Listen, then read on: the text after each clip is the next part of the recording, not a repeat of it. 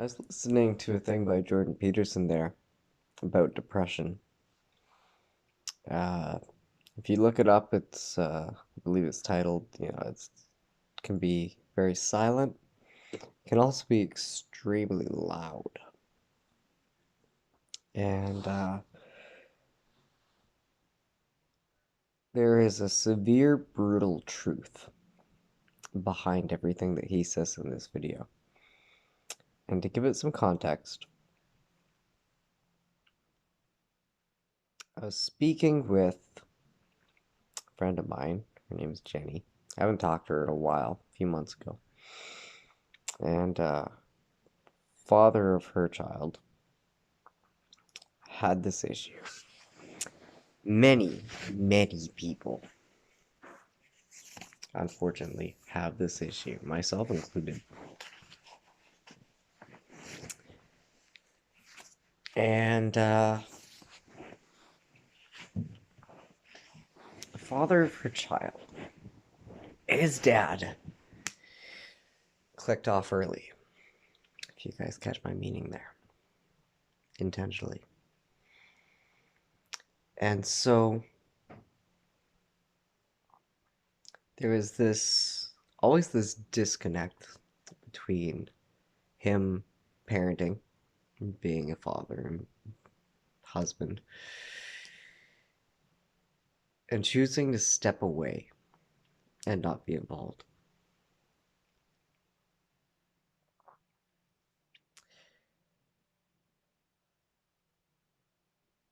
She would ask me things about this.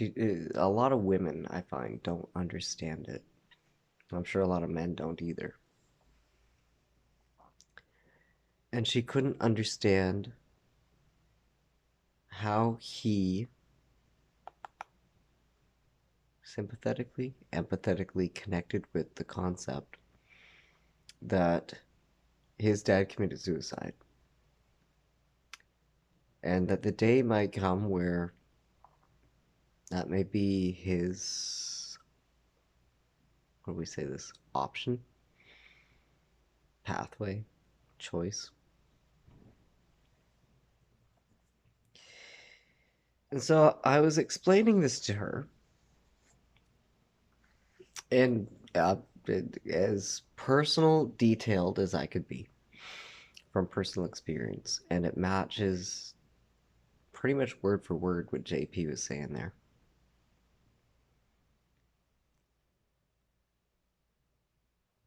And the thing with depression, and when it gets to the absolute most darkest of all, what do we say here? Ruminations. The truth is, the thought process, it stems deeper than just hopelessness. It stems deeper than everywhere you look, there's no way out. It's not that there's no way out.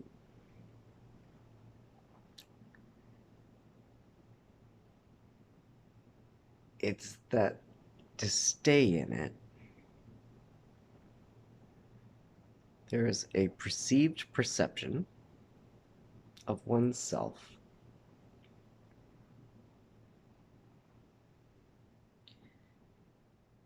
that our loved ones, our family, our children, spouses, wives, girlfriends, parents, society is safer without us. The thought process honestly dips into the concept that if we continue to stay, like being in a brutally, say, we'll title it something along the lines of a narcissistic relationship, toxic, abusive.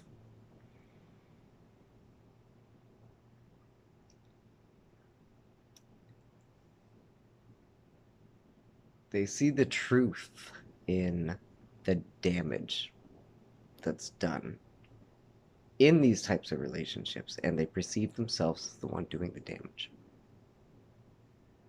We do. Okay?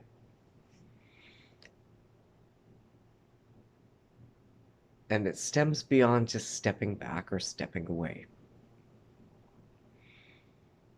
It stems beyond the word or phrasing of a burden. The mentality goes to, if we, they, person having rumination, does or do not take themselves out, that the mental, physical, and emotional anguish that is caused by their own intrinsic existence in the situation, in their families' lives, will continue to metastasize and fester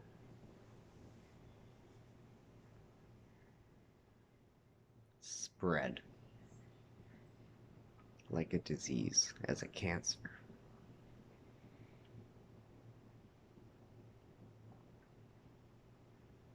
And when I was explaining this to Jenny, she did get it. She understood how her partner's father would have felt that.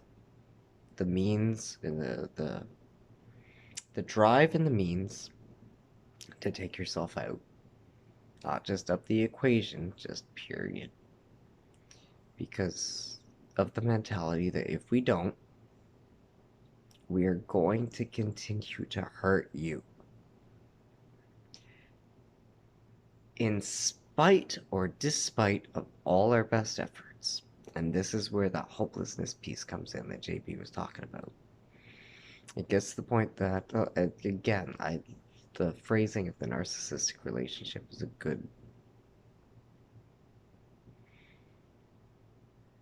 stigma to use for this metaphor. Good parable. Let's go with that.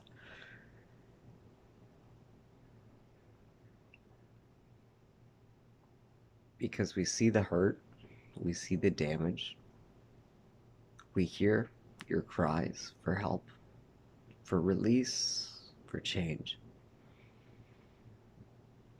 And the depression and the hopelessness gets to the point where you get, in therapy they call it stuck points. Because it doesn't matter where you look or what you do or how you think of it, there is no way out, because the end result is you are hurting your loved ones.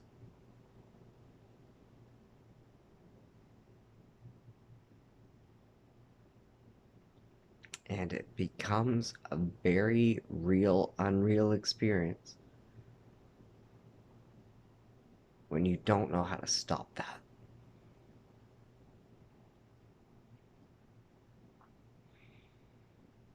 This is why people commit suicide. It's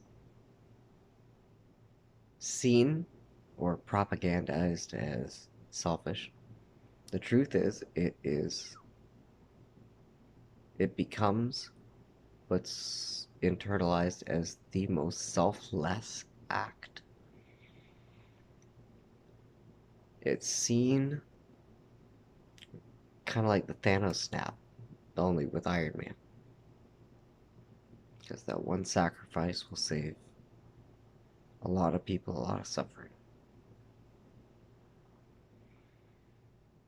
It's hard to accept. It's hard. It's brutal. My experience trying to explain this to people who, unless you've been it, unless you've lived it, if you're somebody like me, who had that mentality forced on for almost 4 decades, when it integrates into part of your personality, that your every action, your every move that you make is based off the pretext that you're making it worse. You're making it worse. You're making it worse. You're making it worse.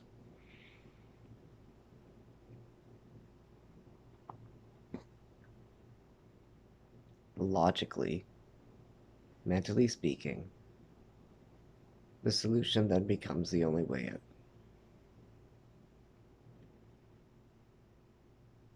Now, when I explained this to Jenny, she got it. And she understood her partner's pain.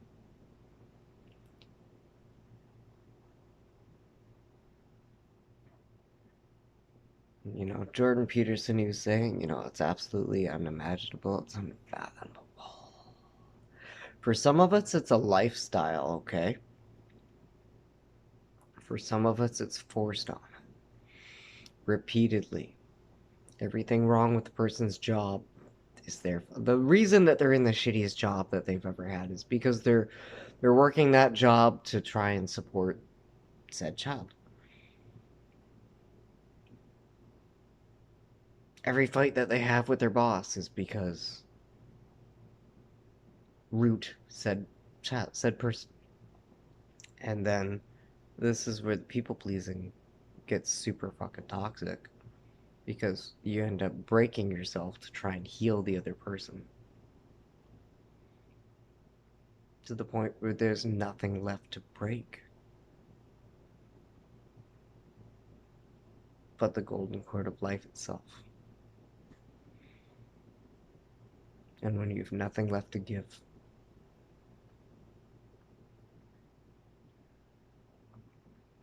I wanted to sit here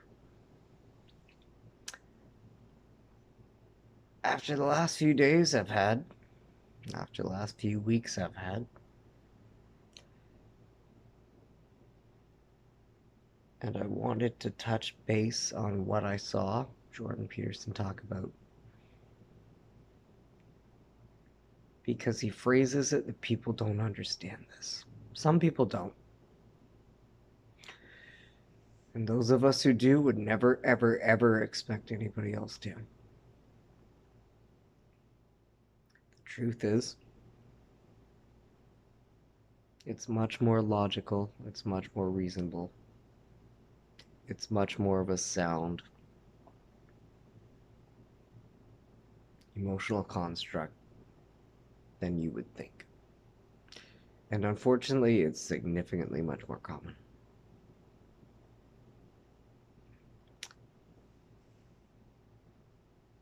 Not enough people speak out on it. Not enough people understand it. There's not enough help. There's not enough information. And to live in this Nazi-run country that I live in, where the political big pharma solution is to activate a maid service, which is assisted suicide. Over. Which is free, might I add. It's a free service that you can access. Whereas if you look into the test trials for things like MDMA, psycho-assisted therapy, psilocybin, again, psycho-assisted therapy type things, they charge you $5,000 per session. Mushrooms are 100 fucking bucks or less, and the government charges you $5,000, and for 100 bucks you get like some months worth of supply. 80% success rate shown to stem the suicidal shit in its fucking tracks. Again, I use the word Nazi very, very, very accurately.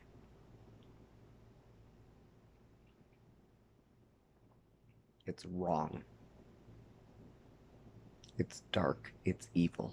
And it needs to stop. And the only way it's going to stop is if people are actually speaking out about it. So,